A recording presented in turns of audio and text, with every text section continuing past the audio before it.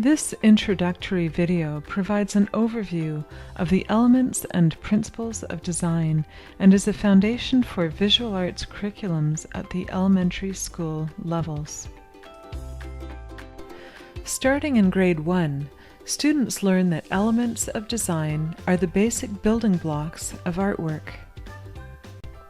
They are shapes, forms, colors, lines, textures, and space. Elements of design are to artwork as the alphabet is to the written language. The alphabet can spell any word. With elements of design, we can create any work of art. We can use words to write stories, poems, essays, lists, and more. Students learn to use elements and principles of design at all stages of the creative process. It is important for students to consider the elements and principles of design as they explore artwork created by others, experiment with media and techniques, plan their artwork, create their artwork, and reflect on the creative process. Developing knowledge of elements and principles of design, together with appropriate vocabulary, will help students as they move from one stage of the creative process to another. Let's take a closer look at principles of design. We can use an illustration to understand how artists use principles of design. We can enjoy potatoes by baking them, mashing them, or frying them. Therefore, baking, mashing, and frying are methods that can be applied to raw potatoes so that we can use them more effectively. Similarly, principles of design are methods or guidelines for using elements of design. The principles of design are balance, emphasis, rhythm, unity, harmony, movement, variety, and proportion. We can apply the principles of design to each element of design. We can apply the principle of balance to each element of design for balanced shapes, balanced forms, balanced colors, balanced lines, balanced textures, and balanced space. Likewise, we can apply the principle of emphasis to each element of design. We can apply rhythm, unity, harmony, movement, variety, and proportion to each of the elements of design. Balance is a principle of design. A feeling of balance results when the elements of design are arranged to create the impression of equality in weight or importance. In The Last Supper by Leonardo da Vinci, the artist has used the principle of balance by creating a symmetrical composition. The background architecture of the painting is symmetrical, with the figures placed symmetrically within it. This is known as formal or symmetrical balance. The artist used balance to create a stable, confident feeling. In Absinthe by Edgar Degas, the artist achieves informal or asymmetrical balance. The painting is divided by a diagonal line.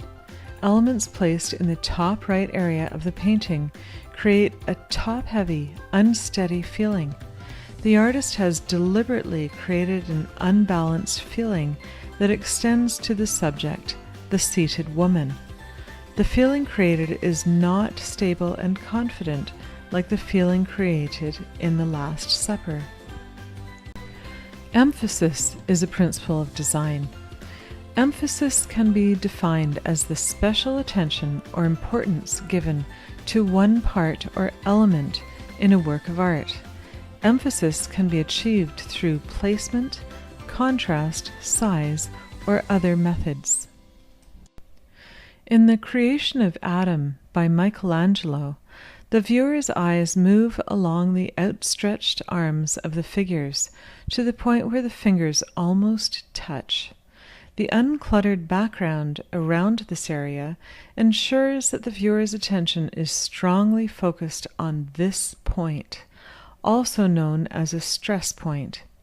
Therefore, Michelangelo has achieved emphasis through the placement of objects in his painting.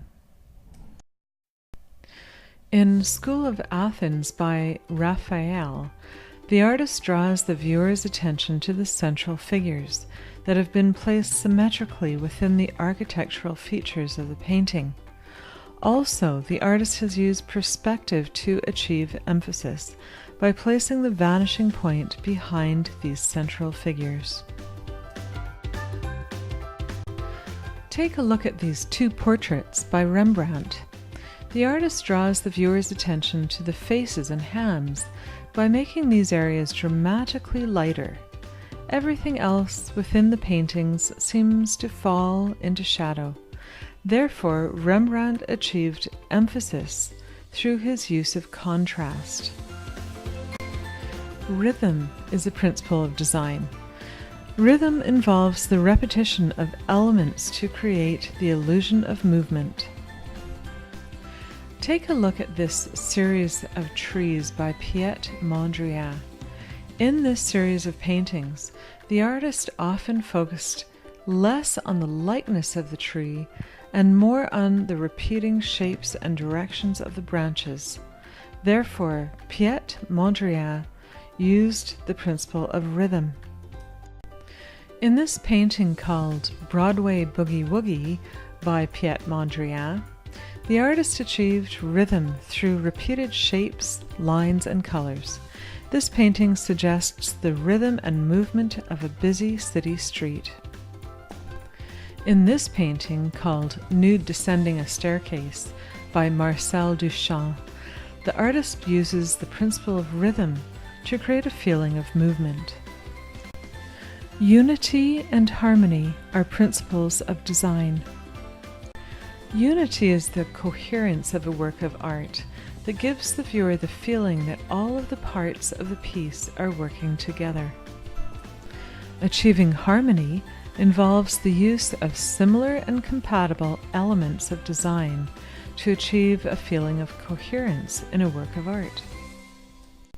Many ask, what is the difference between unity and harmony?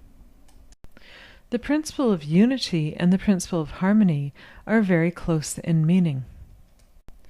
Both principles of design involve elements that are working together to produce one coherent work of art. The principle of unity can be compared to singers who are singing in unison.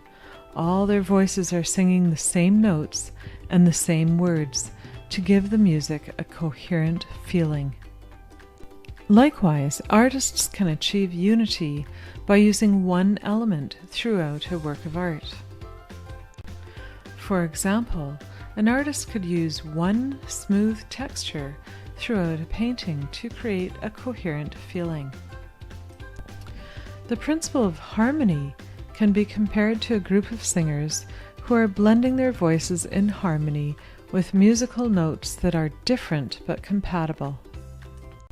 For example, an artist could achieve harmony by using a family of colors that are different but compatible throughout a work of art. Look at these paintings of poplar trees by Claude Monet. The artist achieved unity by using strategic color throughout his artwork. The same color that is found in the sky at the top of each painting can also be found in the water or textured foreground at the bottom of each painting. A famous Impressionist painter called Georges Seurat achieved unity in his paintings by using texture.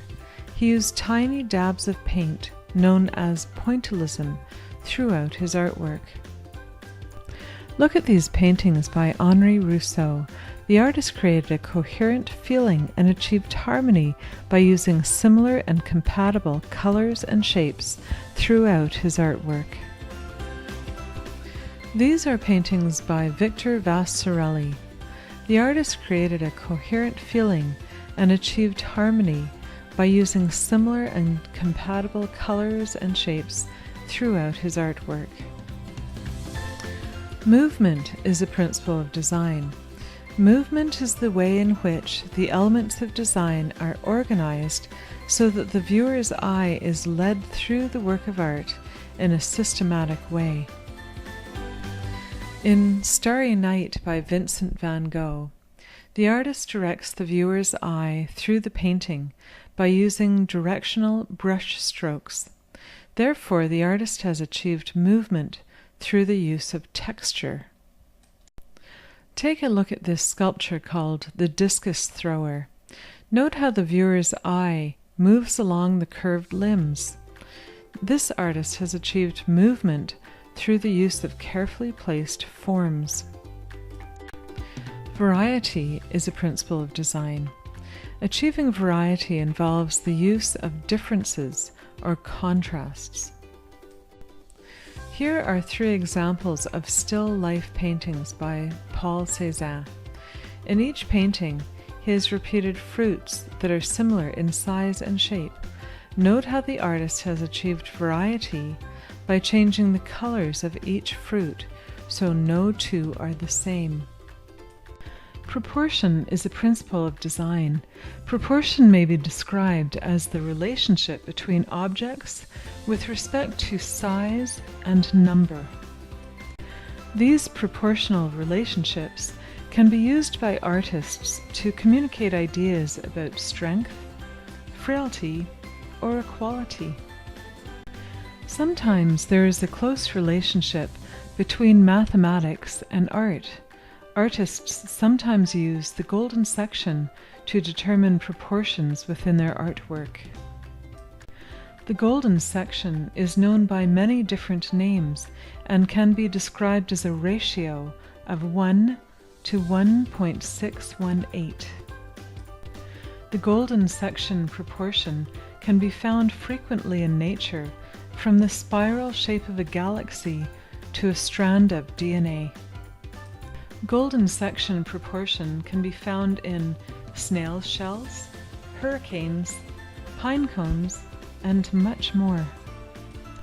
Historically, architects and artists have found inspiration from nature and mathematics and have used the golden section proportions in their work. A thorough understanding of the elements and principles of design will equip students to create a broader range of artwork and will help students to appreciate and comment on an extensive range of artwork created by others.